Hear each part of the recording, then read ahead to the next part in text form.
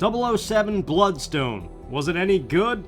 Well, if you look at the major media reviews back in 2010 when the game launched, the answer would seem to be no. It is too short, forgettable, and repetitive, and many were butthurt that it wasn't the GoldenEye game all Nintendo Wii owners were getting exclusively. Yeah, exclusively until literally everyone else got a better version of it called GoldenEye Reloaded, a game that was mediocre at best compared to the Nintendo 64 classic. But in 2010, non-Nintendo gamers felt like they got shafted with a throwaway third-person shooter instead of the god-tier first-person shooters that separate good players from filthy casuals. Well, I'm here today to briefly remind you just what those gamers got quote-unquote stuck with. First of all, they got stuck with a totally original Bond story that many today suggest could have been a film in between Quantum of Solace and Skyfall. Second of all, do you like Judi Dench as M, paired on screen with Daniel Craig's Bond? Because it's there from the start. And what is a Bond cinematic experience without a crazy action scene followed by a beautifully artistic opening credits sequence? Just take a quick look at the opening of 007 Bloodstone.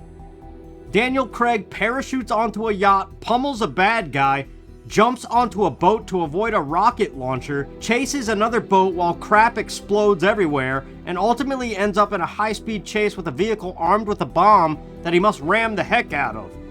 Then, cue Judi Dench and that opening sequence sung by Joss Stone.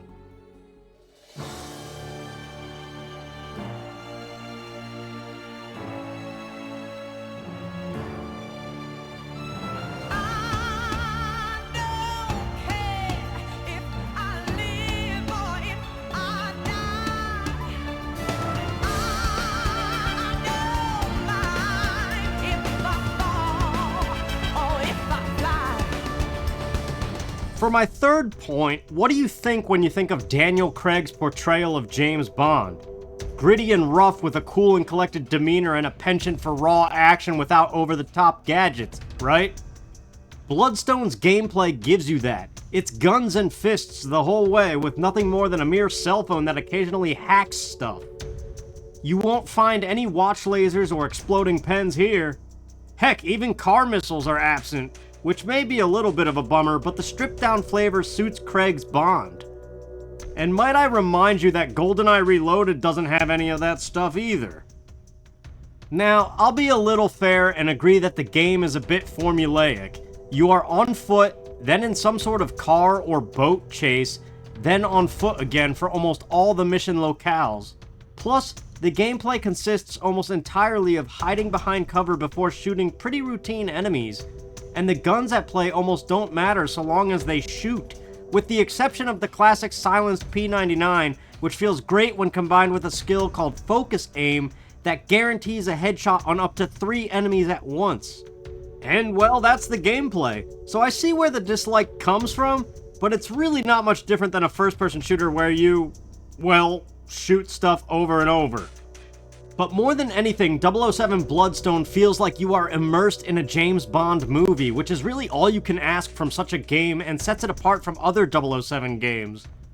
The presentation is flawless, from the cinematics to the voice work to the outstanding original score by Richard Jacques. Every time you are hidden in stealth mode, the music is subtle.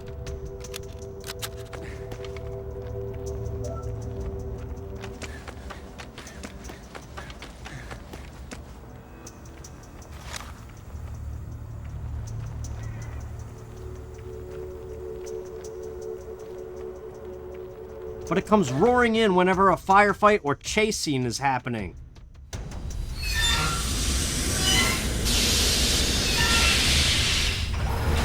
Bond, the coolant pipes have ruptured. Get out of there.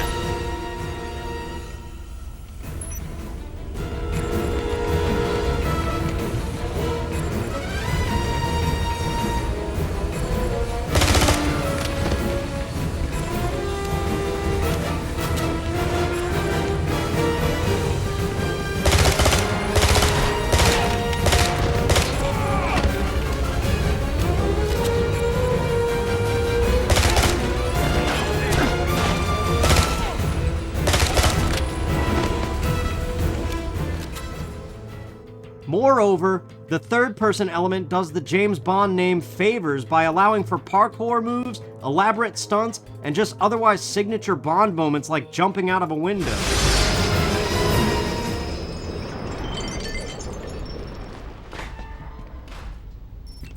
And since the story is original, you never know what to expect next, other than that the action will go beat to beat seamlessly.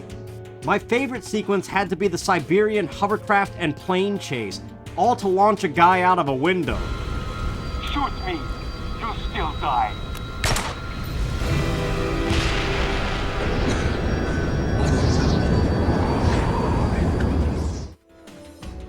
The Aston Martin chase was great too.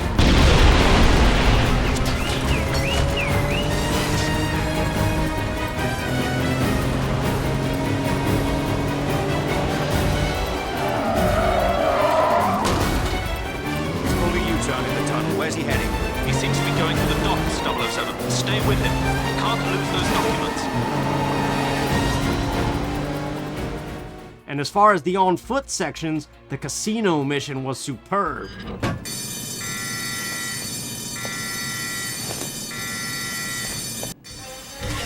them out of here! Package secure. Take the office.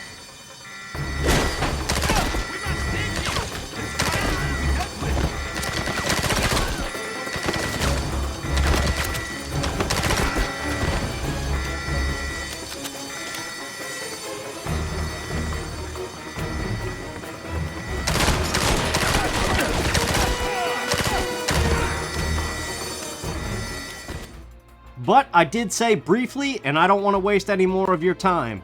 I just want to reiterate that 007 Bloodstone is a really good interactive movie, even if it is a bit short. I think all the reviewers back at its release got it wrong, and perhaps were too clouded by yearnings for GoldenEye, or maybe personal disinterest in the Daniel Craig Bond. The game is not perfect, but it satisfies the 007 itch in the best ways possible by essentially being a film itself.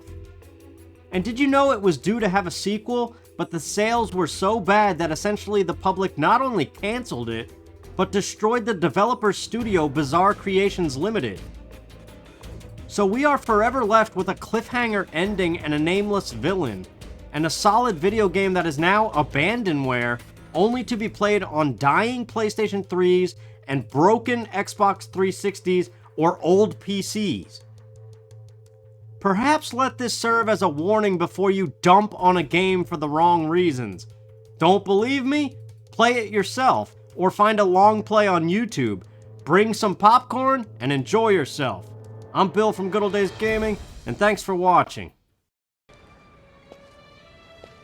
Nice to see you, 007. I was worried that you wouldn't make it in time. Well, that makes two of us. Well done. Thank you. May I get you something to drink? Yes, I'll have a bourbon, neat. And what can I provide for the gentleman? I'll have... You'll have a vodka martini.